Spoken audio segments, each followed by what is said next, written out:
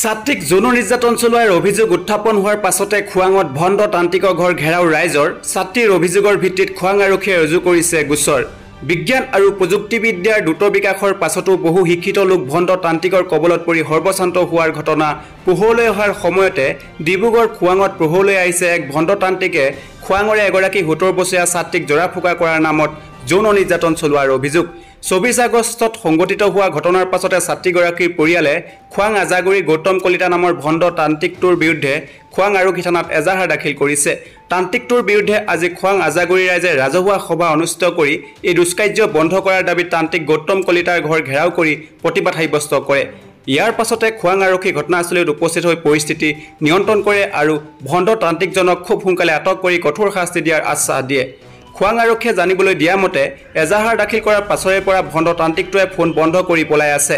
ইফালে ৰাইজৰ প্ৰতিবাদৰ পাছতে ভণ্ড তান্ত্ৰিক গৌতম কলিতাৰ দেউতাকে আজিৰ পৰা কোনো ধৰণৰ জৰা ফুকাৰ কাম নহয় বুলি ৰাইজৰ আগত উল্লেখ কৰে।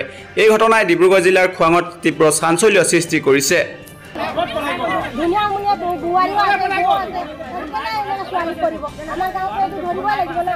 এতিয়া আৰু দল পাই যাব মানুহে সেইটো কাৰণে আহিছোঁ আমিও আহিছোঁ আমিও কৰিছোঁ হয় নহয়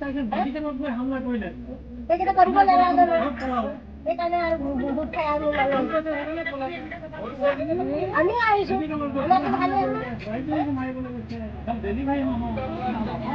বেয়া কাম কৰিছে বুলিয়ে আহিছে মানুহ কি জানি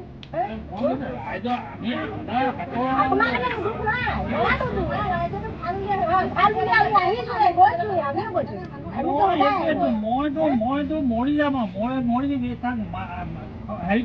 আমি মুখেৰে কাৰোবাৰ কিবা এটা কয় উত্তপ্ত মানে তেনেকুৱা উত্তপ্ত বুলি নহয়। এই ছোৱালীজনী কিবা ইয়াতে বোলে চোৱা চিতা কৰে, চোৱা চিতা কৰিব আহিছিলে। আহোঁতে অলপ কিবা মিছবিহেভ কৰিলে তাইক অলপ শালীনতা মানে হেৰুৱাকৈ অলপ কিবা অসভ্য ব্যৱহাৰ কৰিলে। এইটো এটা কেছ আমাৰ ৰেজিষ্টাৰ হৈছে আৰু ইহঁতি তেওঁৰ মিছেছৰ কিবা মানে প্ৰেগনেণ্টৰ কাৰণে কোনোবা নাৰ্ছিং হোমত ভৰ্তি আছিলে। সৃষ্টি নাৰ্ছিং হোমত তেওঁলোকে সেই সময়ত ভৰ্তি আছিলে আৰু ইয়াৰ পৰা অলপ কিবা হুলস্থুলীয়া পৰিৱেশ এটা হোৱাৰ কাৰণে সি তাৰ পৰা ডিব্ৰুগড়ৰ পৰা পলাই যাবলৈ সক্ষম হ'ল। বৰ্তমান পলাতক অৱস্থা আছে। তাক সেইকাৰণে আমিও অতি সোনকালে তেওঁক আমাৰ ওচৰত চাইণ্ডাৰ কৰিবলৈ ঘৰৰ মানুহক কৈ আছোঁ। কেছ এটা ঘটনাটো যোৱা ২৪ তাৰিখৰ দিনা গধূলি বুলি কৈছে। ল'ৰাজনৰ নামটো কি আছিলে? গৌতম কলিতা বুলি জানো ল'ৰাজনৰ নাম। আৰু বিশেষ মানে আমাৰ তদন্ত পূৰা খুবটাই চলি আছে। তাৰ সকলো মোবাইল চবাইল এইবিলাক চব বন্ধ হৈ আছে। এতিয়া তাৰ লোকেশ্যনটো আমি সঠিকটো এতিয়ালৈকে উলিয়াব পৰা হোৱা নাই। বৰ্তমান তুলি আছে। আমি যিমান পাৰোঁ সোনকালে আমি কামখিনি কৰিম।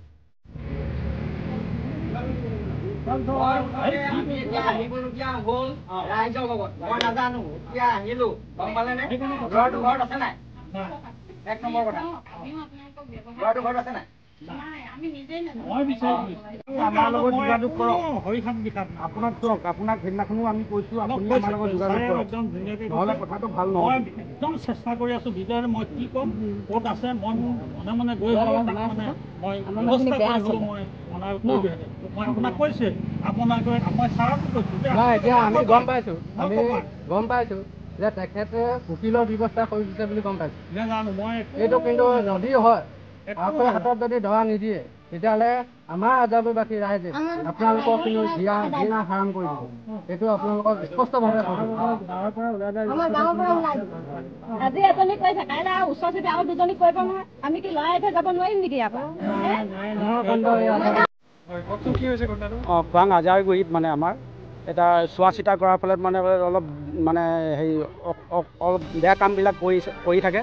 তেখেতলোকে মানে টকা পইচা লৈ পিনে কাৰোবাৰ পৰা ২০০ কাৰোবাৰ পৰা ৩০০ এনেকৈ কৈছে লৈ পিনে মানে বেয়া কাম কৰি থাকে। সিহঁতে ছোৱালী এজনীৰ লগত ২৪ তাৰিখে মানে অলপ বেয়া কাম কৰিছে নেকি তেনেকুৱা ধৰণৰ অভিযোগ হৈছে। গোটেই গাঁৱৰ মানুহে মানে সেইটো ধৰিছে আৰু সেইকাৰণে তেখেতলোকক আমি যাতে ভৱিষ্যতে মানে এইবিলাক চোৱা চিতা অন্ধবিশ্বাসবিলাক দূৰ কৰিবৰ কাৰণে আমাৰ গাঁৱৰ মানুহে মানে সতৰ্ক কৰি দিছে। তেখেতলোকে যদি মানি নচলে আৰু আমাৰ ছাৰেও আমাৰ খোৱাং আৰক্ষী বিভাগৰ ছাৰ আহিছিলে, তেখেতলোকে আৰু এইবোৰ বন্ধ কৰিবলৈ কৈছে। যদি বন্ধ নকৰে আৰু গাঁৱৰ ৰাইজে আকৌ তেখেতলোকৰ ওপৰত এটা বিহিত ব্যৱস্থা ল'ম বুলি আমি গাঁৱৰ ৰাইজে স্বীকাৰ কৰিছোঁ। আজাৰগুৰি গৌতম কলিতা নামৰ এজন ব্যক্তিয়ে মানুহক চোৱা চিতা কৰাৰ নামত তেখেতে যি যোৱা ২৪ তাৰিখে এগৰাকী ছাত্ৰীক শাৰীৰিক অত্যাচাৰ চলায় বুলি আমি অভিযোগ পাইছোঁ আৰু অভিযোগ পোৱাৰ পিছতে অভিযোগকাৰীয়ে খোৱাং আৰক্ষী থানাত এজাহাৰ দাখিল কৰিছে যাতে গৌতম কলিতাক গ্ৰেপ্তাৰ কৰে।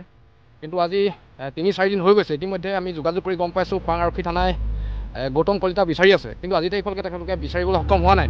আৰু আমি আশা কৰিছোঁ খুব কম দিনৰ ভিতৰতেই গৌতম কলিতা নামৰ যিজন ব্যক্তি, এই ব্যক্তিজনক গ্ৰেপ্তাৰ কৰিবলৈ সক্ষম হ'ব। আৰু আমি ইয়াৰ পৰা দাবী জনাইছোঁ, তেখেতক আমি ছাত্ৰ নেতাই দাবী জনাইছোঁ, তেখেতক যদি তেখেত প্ৰকৃত দোষী তেখেতক গ্ৰেপ্তাৰ কৰি পিনে প্ৰশাসনলৈ আহ্বান জনাইছোঁ, দৃষ্টান্তমূলক শাস্তি দিয়া ব্যৱস্থা গ্ৰহণ কৰিব লাগে। ৰাইজে দাবী কৰিছে ইয়াৰ পৰা এই চোৱাচিতাই গৌতম কলিতাৰ যিটো ব্যৱসায় বন্ধ হ'ব লাগে। নিশ্চিতভাৱে যদি তেনেধৰণৰ অপকৰ্ম ইতিমধ্যে যদি ইয়াত হৈছে, তাৰ যদি কিমান প্ৰমাণ ইতিমধ্যে যদি পায়, তেনেহ'লে তেনেধৰণৰ যিবিলাক আমাৰ ভণ্ডামি যিবিলাক কৰি আছে, তেনেহ'লে এইবিলাক অতিশীঘ্ৰে বন্ধ কৰিব লাগে। তাৰ কাৰণে প্ৰশাসনে ব্যৱস্থা গ্ৰহণ কৰিব লাগে।